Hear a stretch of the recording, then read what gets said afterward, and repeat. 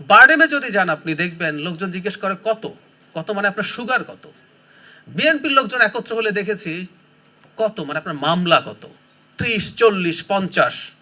মহাসচিবের বিরুদ্ধে 100-র বেশি মামলা, আর আমাদের হাবিবুর নবী খান সোহেলের বিরুদ্ধে 450-র মতো, মানে নিউ ইয়র্ক টাইমসের রিপোর্টে উল্লেখ করা হয়েছে একটা মানুষের বিরুদ্ধে 400-র বেশি মামলা আছে। আমি খুব সাহসী মানুষ না, আমি আবারও বলছি, আমাকে আমার অ্যাক্টিভিজম দেখে অনেকে ধারণা করেন আমি হয়তো খুব সাহসী মানুষ না। শেখ হাসিনার বিরুদ্ধে আমার অ্যাক্টিভিজমের অন্তত 14 বছরের হিস্ট্রি আছে। 71-এ মুক্তিযুদ্ধ হয়েছে, কিন্তু মুক্তিযুদ্ধ কি 71-এ বজ্রপাতের মতো হয়েছিল? আপনি যদি হিসাব করেন 47-এর পর থেকে অনেকগুলো ল্যান্ডমার্কস আছে যেগুলোর আলটিমেট লড়াইটা গিয়ে ওখানে হয়েছে। কেউ কোনো টুশব্দ করতে পারে না, কিছু মানুষ এসে দাঁড়িয়ে বলছে আমার স্বজনকে ফেরত দিতে হবে। চিন্তাও করতে পারবেন এটা কিরকম সাহসের ব্যাপার ছিল। বিলিভ মি, কি পরিমাণে এজেন্সির লোকজন চারদিকে গিজ গিজ করত, মানুষ যেতে ভয় পেত, খুব অল্প মানুষ সেই জায়গাগুলোতে যেত। প্রত্যেকটা লড়াই, এই যে শেখ হাসিনার উপরে স্যাংশন নেমে আসলো, বাহিনীর উপরে স্যাংশন নেমে আসলো, এটা কি এই লড়াইয়ের আউটকাম না? এগুলো যদি না হতো শেখ হাসিনা কি দুর্বল হয়ে পড়তেন ক্রমাগত? এই ব্যাপারগুলো আমাদের মাথায় রাখতে হবে। ক্রমাগত তাকে চ্যালেঞ্জ করা হয়েছে, ক্রমাগত চ্যালেঞ্জ করা হয়েছে। খেয়াল করবো আমরা, খোকন ভাই এখানে খুব বেশি বলেননি কিছু।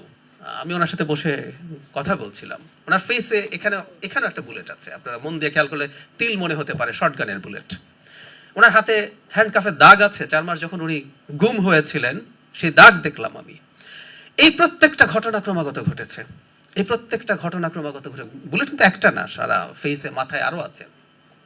এরকম অসংখ্য মানুষ। আমি ন্যূনতম একটা এক্সপেরিয়েন্স শেয়ার করি। আমাকে যেহেতু কিছু মানুষ চেনেন, 2023 বা 24 সালে একদিন আমি রাস্তায় হাঁটছি, এক ইয়াং মানুষ আমাকে থামালেন, আমাকে থামিয়ে বলছেন আপনার সাথে আমার একটু কথা আছে, আপনাকে আমি চিনি। আমি বললাম বলুন।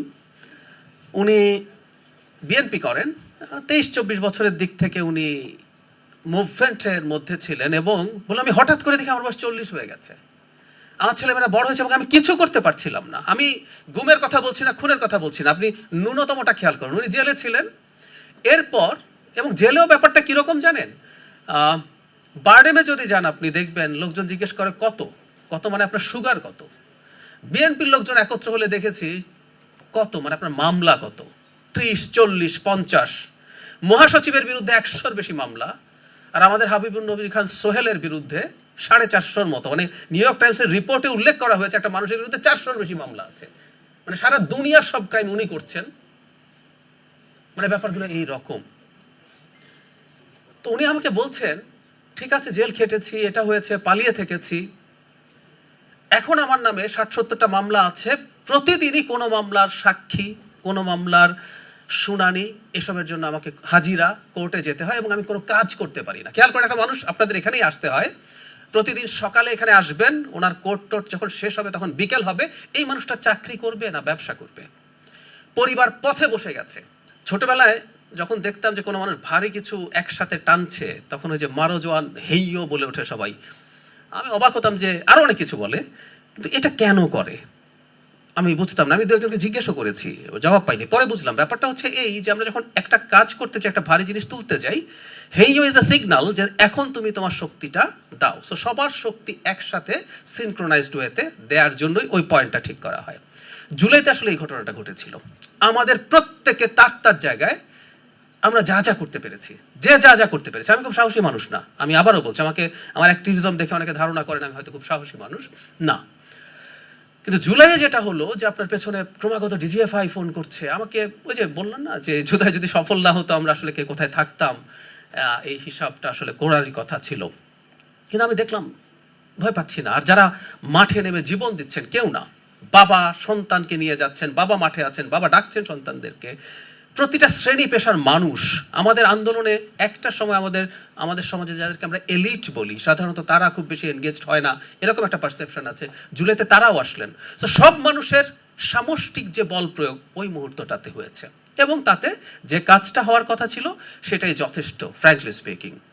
মানে আমরা জুলাইতে এটা চেয়েছি, ওটা চেয়েছি, নানানজন নানান কিছু চেয়েছে, কিন্তু জুলাইয়ের একটা চাওয়া ছিল, আমি মনে করি একটা কারণে জুলাই আসছে বলে আমি মনে করি, এটা বলার কিছুটা অধিকার আমি রাখি। কারণ হচ্ছে শেখ হাসিনার বিরুদ্ধে আমার অ্যাক্টিভিজমের অন্তত 14 বছরের হিস্ট্রি আছে। কেন 14 বছর বলছি? আমি দীর্ঘদিন থেকে ব্লগিং করি, কিন্তু 2011 সালে যখন শেখ হাসিনা সংবিধান সংশোধন করে তত্ত্বাবধায়ক সরকার বাতিল করলো, আপনারা এটা মনে রাখতে পারবেন, সেদিন থেকে বোঝা যাচ্ছিল উনি কি করতে যাচ্ছেন। সো 2011 থেকে ব্লগে, পত্রিকায় কলাম, আমি 4-5টা ন্যাশনাল ডেইলিতে রেগুলারলি কলাম লিখেছি, আমি টক শো করেছি কয়েক হাজার, আর নিজের যে প্ল্যাটফর্ম আছে সেখানে কথা বলেছি। সেইটার ভিত্তিতে আমি বলছি, আমার সাথে ডিবেট আপনারা করতে পারেন, জুলাইয়ের আসলে একটা কমন চাওয়া ছিল, সেটা শেখ হাসিনাকে যেতে হবে। একটা গণতান্ত্রিক বাংলাদেশ লাগবে। শেখ হাসিনার অপরাধ ছিল উনি আমাদের গণতান্ত্রিক অধিকার নষ্ট করেছেন। সফল হয়ে যাওয়ার পর এক একজনের মনে এক একটা ছিল। কেউ চেয়েছিল এটাকে একটা ইসলামিক রিপাবলিক বানাবেন, কেউ মনে করেছেন এটাকে বিপ্লব নাম দিয়ে সংবিধান স্থগিত করে একটা বিপ্লবী সরকার টরকার করে দেশ দখল করে ফেলবো। কারো কারো চিন্তা ছিল সংবিধান নতুন করে লিখবো, নানান কিছু। কিন্তু আমরা কাজ করব আসলে একটাকে নিয়ে, একটা হচ্ছে শেখ হাসিনার পতন এবং একটা গণতান্ত্রিক বাংলাদেশ তৈরি। আমরা একটা গণতান্ত্রিক বাংলাদেশের দিকে এগিয়ে আগাচ্ছি। আমরা একটা ভালো নির্বাচনের মাধ্যমে সরকার গঠিত হয়েছে, এই সরকারের সাথে আমি কাজ করছি। ভুলভ্রান্তি আছে, এই সরকারের অবশ্যই ভুলভ্রান্তি আছে, থাকতেই হবে। আমি নিজেও বহু সময় সেই ভুলভ্রান্তিগুলো উল্লেখ করার চেষ্টা করি, কিন্তু আন্তরিকভাবে সরকার কাজ করতে চায়। এবং জুলাইয়ের যে চেতনা বা মননে জুলাইয়ের কথা বলছে, মননে জুলাই আমরা রাখতে চাইবো এইভাবে যে একটা গণতান্ত্রিক বাংলাদেশ যাতে কন্টিনিউ করে, আবার যাতে নির্বাচনটা ঠিকঠাক মতো হয়। সেই নির্বাচন আমরা পরাজিত হতে পারি, অন্য কোনো দল ক্ষমতায় আসতে পারে, কিন্তু ওই জায়গাটা ঠিকঠাক করে রাখা। আমরা এইটুকু যদি করতে পারি, আমি মনে করি আফটার সাম 15 or 20 ইয়ার্স আমরা একদম একটা ডিফারেন্ট দেশ পাবো।